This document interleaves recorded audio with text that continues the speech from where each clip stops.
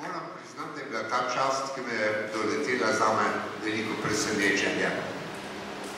In na nek čuden način se upada s tem, da je praktično samo še nekaj mesecev me ločil od tega, ko sem prvega pred 50 leti prišel v Celje in postal Celjan. Srečal tu prečudovite ljudi, spoznal prelepe spomenike. Nisem bil pa takrat prvič v Celju. Med vojno seveda nismo romali levo in desno. Spominjam pa se daljnega leta 49. To se pravi 3 leta po vojni. Bila je ekskurzija z umetnostno-zgodovinske fakultete oziroma filozofske fakultete umetnostno-zgodovinski oddelek. Prišli smo si ogledati Celje, pogledali smo si to in ono, predvsem so nas popeljali v muzej. Potem smo šli pa, kot je seveda lepa navada študentovska, v Evropo na večerjo. No, jaz sem s tisto večerjo določene težave, ker sem ravno prišel iz bolnice, ker sem se prej zastrupil za norigijo konzervo, ampak to ni bistveno.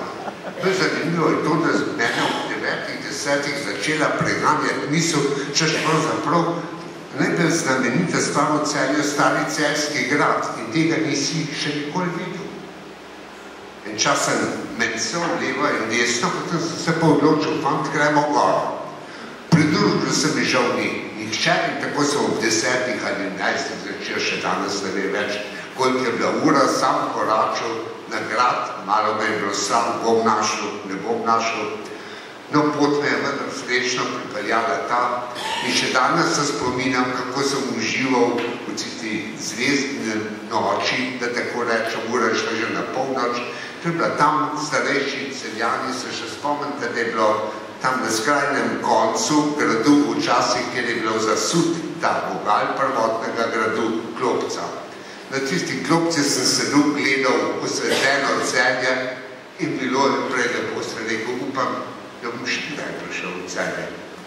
Res sem prišel, srečal čudovite ljudi, kolege, ki so bili pri mojem delu v oporo in v pomoč.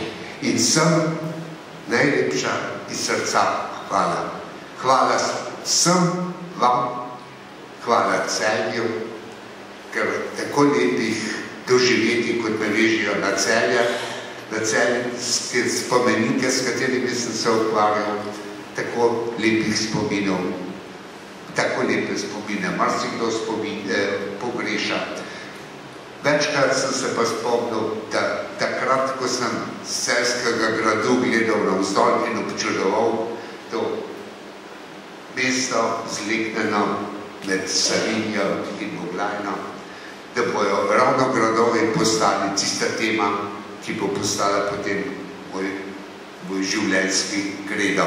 Vsem še enkrat za iskrena hvala.